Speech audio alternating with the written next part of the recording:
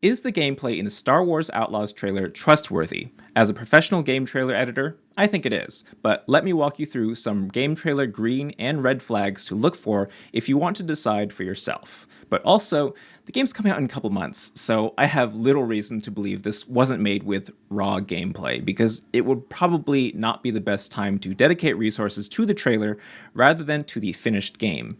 If anything, what they probably did was triage the parts for the trailer to get finished first. This 10-minute showcase featured a bunch of gameplay, but people in the comments are still wary of Ubisoft because of trailers they made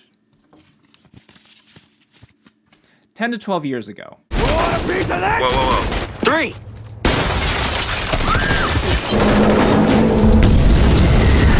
I can't speak for Ubisoft, but I would think after all those missteps with their trailers, they'd be extra cautious with what they put out in their trailers. And frankly, I think they have been more careful since they've released 10 years of trailers without any comparable controversy. Maybe it's time for the internet to chill out a little bit? Anyway, the two major discrepancies that can pop up with game trailers and their final release are the quality of the graphics and the gameplay systems. I'm only going to comment on things related to gameplay because, frankly, I wouldn't know how to look at the graphics and hypothesize whether or not they were juiced up for the trailer. I'm not the person to ask if you want to know the difference between ray tracing and screen space reflections. The first thing to check for in an extended gameplay trailer are the potential multiple points of failure within a given shot. In other words, how many things had to perfectly line up in order for the shot to exist. The more perfectly timed and choreographed moments within one shot, the less likely it is it was captured from raw gameplay. I'm gonna take you out. And more likely there's some scripted events, which, if you don't know, a scripted event is something planned in advance, like when the player swims through this area, this robot swims right in front of them. My assumption is this part of the Horizon Forbidden West gameplay trailer is a scripted event because the alternative would be to do take after take and hope this robot dinosaur swam in front of Aloy at this exact moment, which might never happen, even across dozens of takes, because you're at the mercy of the robot dinosaur AI. So scripted events can be used in gameplay trailers to make the choreography tighter, make NPCs hit their mark, and mitigate the amount of work needed to capture a shot. In his article, Calling Bullshots, Tips for Spotting a Fake Gameplay Trailer, Jonathan Cooper, the animation art director for Assassin's Creed 3, called these serendipitously staged scenes, and says, look out for incidents that wouldn't occur without a number of random actions coinciding or cinematic scenes that trigger seamlessly when the player could have easily approached from a variety of angles, especially in open world games. Now, you would not be correct to say a whole gameplay video is fake based on use of scripted events, because again, they're usually just mixed with real gameplay. The thing that would be the most concerning is if the scripted events were used to fake dynamic gameplay systems that are a key selling point of the game. So for example, if in a Breath of the Wild trailer, they showed Link setting some grass on fire, which then the wind spread to some exploding barrels that blew up some moblins, they could make it a scripted event where every single time they played out the scene in this exact spot, the wind blew in the right direction, the fire spread directly towards the barrels and blew them up. And also the moblins were positioned correctly.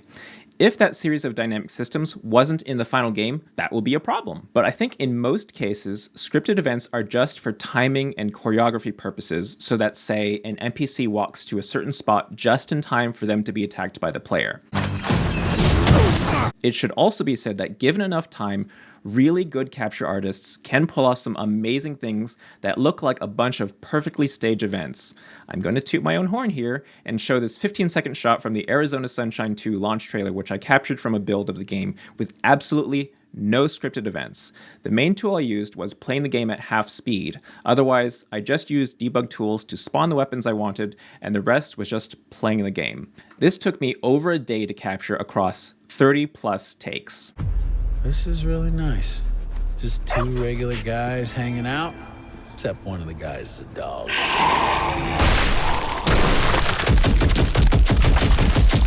Who is a good boy? That all said, let's look at the Star Wars Outlaws gameplay. In the first shot, the player doesn't interact with much because they're pretty much just walking around and looking at stuff. Another red flag Jonathan Cooper's article mentions are overly smooth camera movements.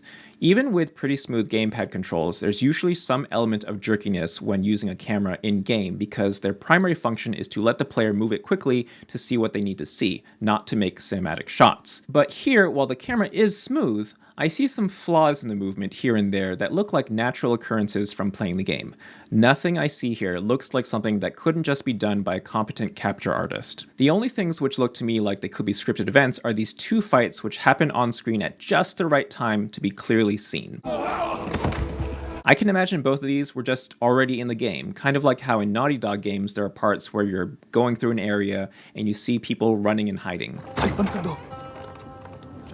Green flags I look for in a gameplay trailer are possible edit points, places which would allow the capture artists and editors to stitch together shots and reduce the number of things they have to nail within one shot. An easy example is if they pull up the start menu, which of course is basically a cut. Another example are canned animations where the camera movement and animation happen exactly the same every single time. These things allow capture artists like Much118X to make these great montages full of seamless match cuts. The next major sequence is the mission in space. They find the mission pretty much right away, so this is possibly another example of using a custom setup to save time and make the trailer's choreography tighter. It would just be a waste of time to have the audience wait while you fly around looking for a mission. Again, not a red flag. Part of the appeal of this game isn't that you'll find a mission seconds after leaving this specific dock. Nothing in this sequence feels choreographed to me. It looks like a shot that could be captured by doing multiple takes and picking the best one. By the way, this making the jump to hyperspace is a good example of a possible edit point because this is probably going to look the same every single time. Again, edit points are green flags because they help capture artists stitch together real gameplay while also being able to do multiple takes. This Mos Eisley section has lots of cuts, so I see no red flags here, which, by the way, halfway through this trailer, I haven't seen anything I would call an actual red flag. This shot here is an example of serendipitous timing because this ship is flying over at the exact moment it makes the composition look nice. But again, this isn't a red flag because this is not a gameplay hook or feature, it's just to make the shot look nice. This takedown shot seems perfectly normal. The only thing that looks at all choreographed is Nyx hitting their mark here to use their ability.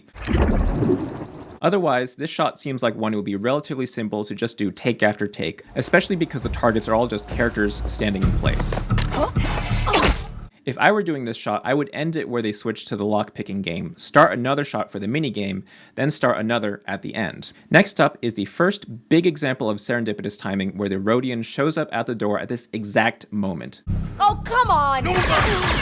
But again, this is not faking some dynamic system, which is a selling point of this game. It's just making the choreography tighter and more dramatic. And also, this might just be how it happens in the game. The ensuing gunfight has nothing in it that stands out. These dogs on the right feel like a random element they could have scripted to make it easier to capture this shot. These Gamorrean guards being in this exact spot as she tries to escape also feels choreographed, but again, this does not create or simulate some gameplay feature that is a selling point of this game. And then that's pretty much it. I see no red flags in this trailer, and I wouldn't expect them if the game's coming out in just 2 months.